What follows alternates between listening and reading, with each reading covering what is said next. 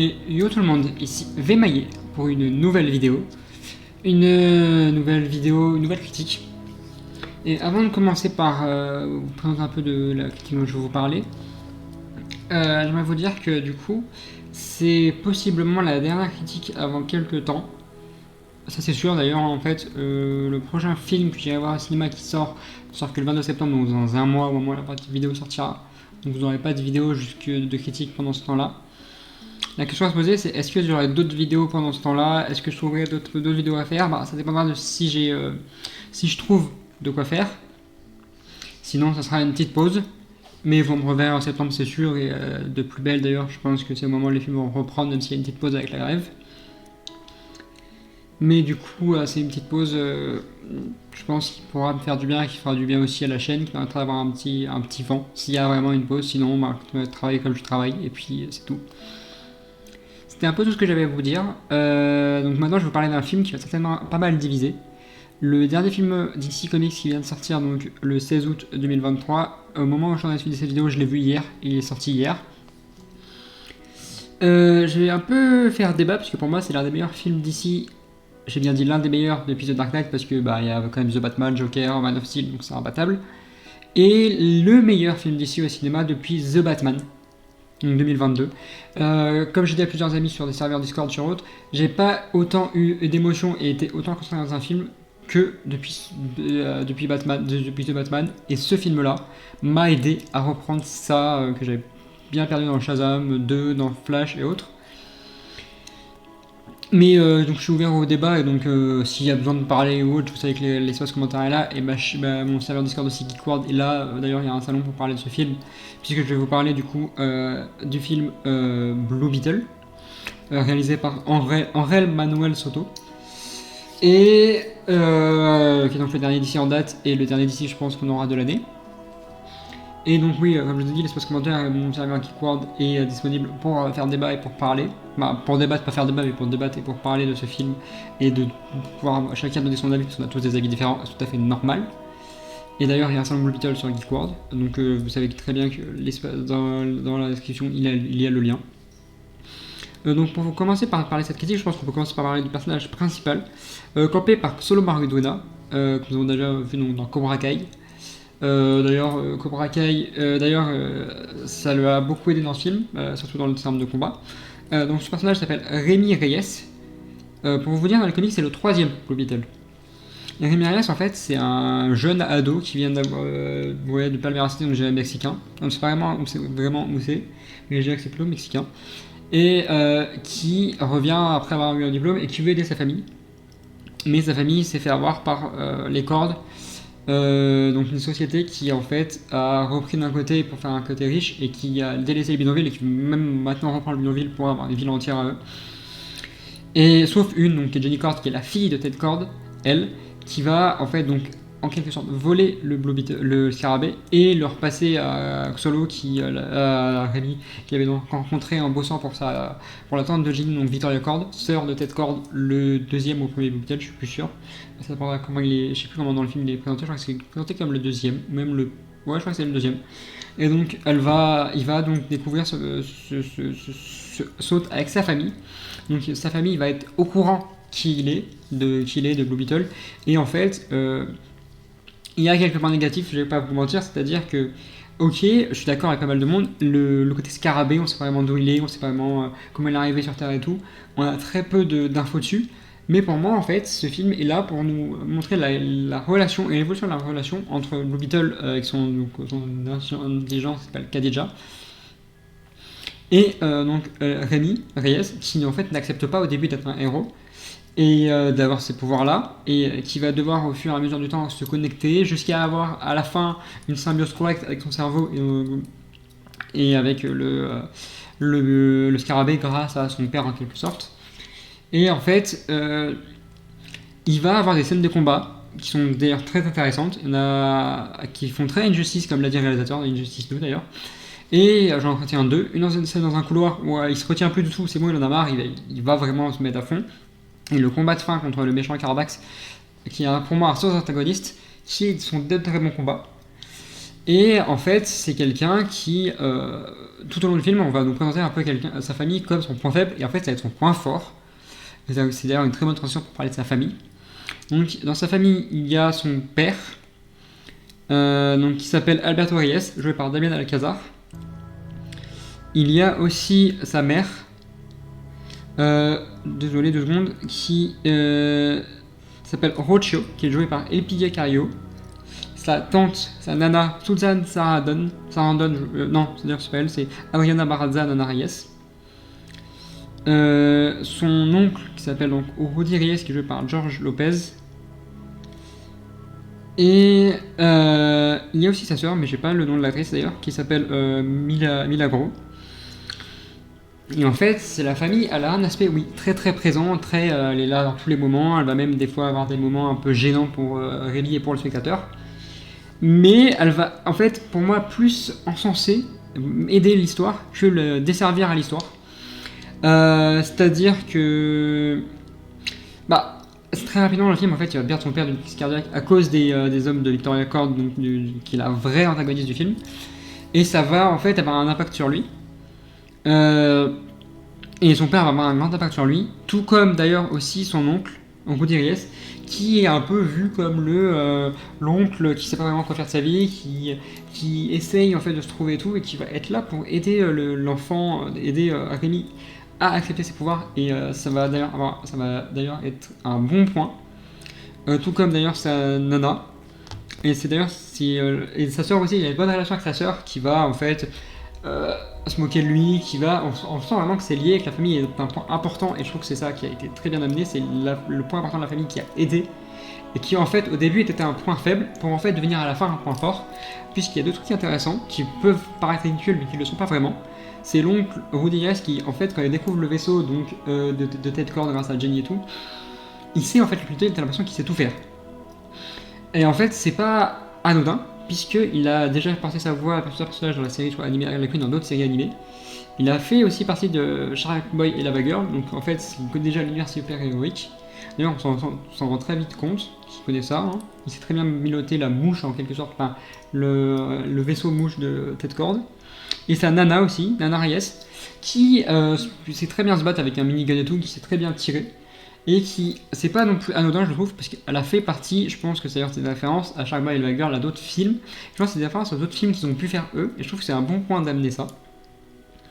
D'ailleurs aussi, sa Milagro qui à un moment donné utilise une arme de Ted pour se défendre. Donc en fait, c'est une famille qui montre qu'en fait elle a un peu besoin de Blue Beetle, mais qui sait se défendre quand même elle-même. Donc c'est le côté mexicain où en fait ils sont quand même. Il y a, je pense, ce côté en fait qu'on peut retrouver dans pas mal de familles qui ont de la difficulté d'être expatriés, de devoir avoir des problèmes et tout, qui savent en fait se battre eux-mêmes. Et ça va en fait avoir aussi un impact sur Jenny Kord, qui va avoir de la difficulté à se faire accepter par la famille, très, très facilement par Rémi, parce qu'en fait il est presque amoureux d'elle, il la trouve très jolie, et puis voilà. Et en fait, elle va avoir du mal à se faire accepter, mais à la fin, elle va réussir à se faire très bien accepter par la famille donc de Rémi. Elle va d'ailleurs reprendre aussi l'entreprise Kord quand sa tante ne sera plus là, mais on en parlera par la suite. Et elle va être là pour lui expliquer qui était le premier Blue Beetle, qui était Ted Kord. C'est en fait le lien avec Ted Kord qui est là, et avec Dan Garrett aussi, dont on a dans le film, je vous en parlerai par la suite. Alors oui, on a une référence au deuxième Blue Beetle, Dan Garrett, donc c'est assez intéressant. Des costumes aussi d'ancien Blue Beetle, c'est elle qui va permettre en fait de retrouver, de lier en fait l'univers de Blue Beetle, les anciens et leurs outils à Rémi, donc le nouveau Blue Beetle, le troisième Blue Beetle dans les comics. Et elle fait aussi le lien aussi avec les méchants, donc avec la vraie antagoniste, donc, qui est Victoria Kord, la sœur donc, de Ted Kord, qui en fait veut contrôler le monde, qui veut en fait la technologie du scarabée pour contrôler le monde, pour détruire tout, pour avoir une armée à elle. Et qui va donc pour ça torturer un autre homme qui s'appelle donc Conrad Carapax, qui est joué par Raúl Trujillo, désolé pour la prononciation, qui est un lieutenant, et en fait elle va le torturer, elle va tuer on va comprendre à la fin qu'en fait elle a tué sa famille pour en fait en faire son soldat à elle.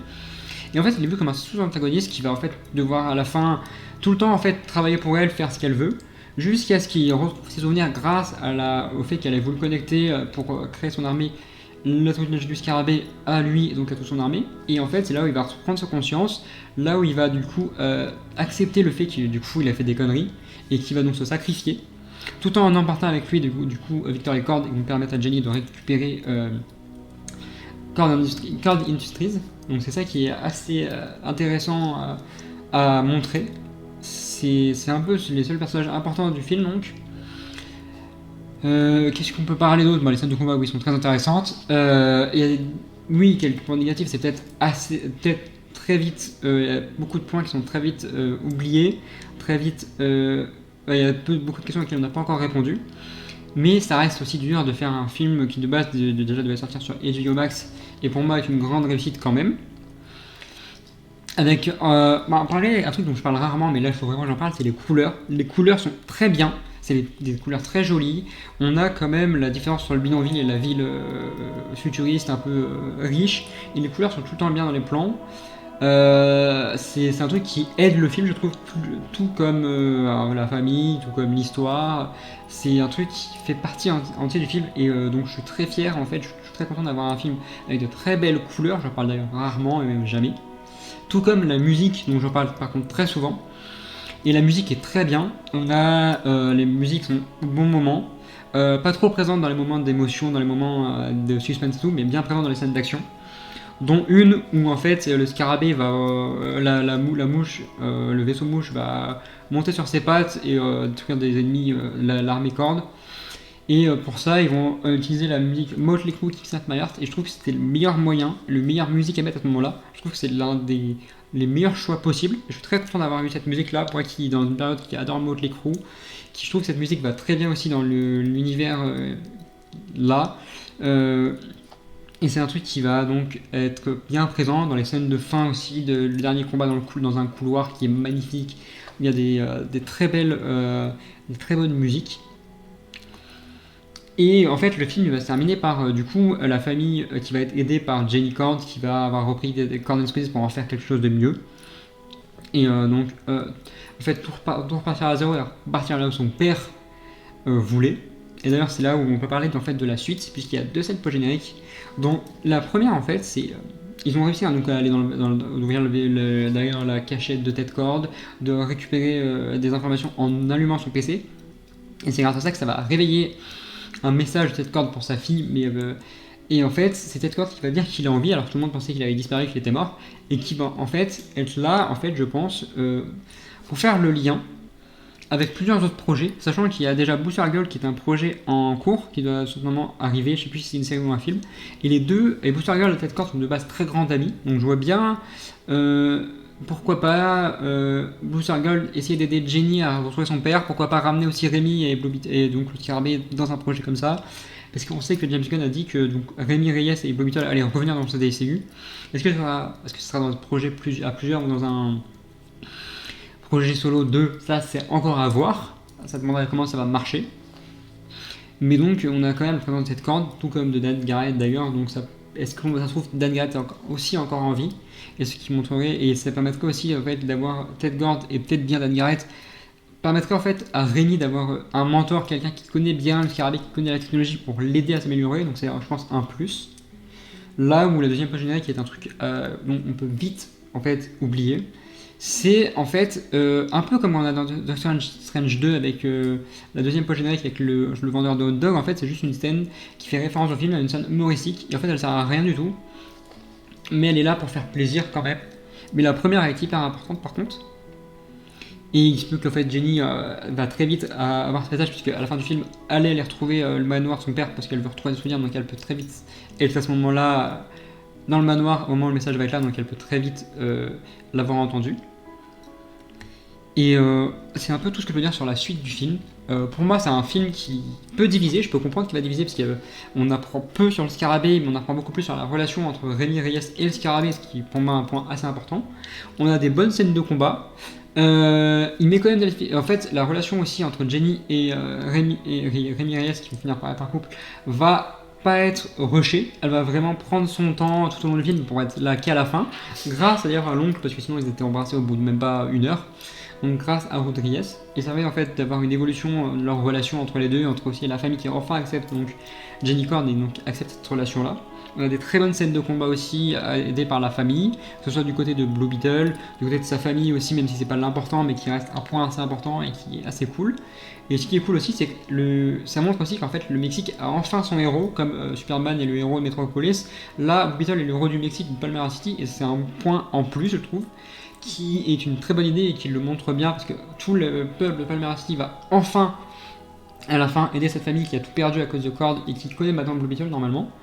Même si du coup la famille va devoir vivre avec ce secret et donc ne pas le révéler, là aussi ça va être assez dur pour lui aussi, sachant que il est souvent, et même tous les gens en fait, par exemple de l'armée de Cord, avant de se faire tuer ou détruire, ils ont vu son visage puisqu'il n'a pas voulu mettre son casque. Mais bon, c'est comme ça, il y a aussi des problèmes qu'il doit régler. C'est peut-être un point aussi négatif, mais ça reste un très bon film. Que je conseille d'aller voir au cinéma, qui est bien mieux qu'un Flash, qui est pour moi la plus grosse œuvre, donc vous n'avez pas eu de critique, c'est pour une raison, ou qu'un Shazam 2, qui pour moi aurait été bien mieux, et qui traite assez mal de la famille, là où Blue Beetle traite bien mieux de l'esprit famille. Donc je suis très content de ce DC, que je considère donc comme le meilleur DC depuis The Batman, et je dis bien l'un des meilleurs depuis The Dark Knight. Et c'était donc Vmaillé pour une nouvelle critique, et ciao tout le monde!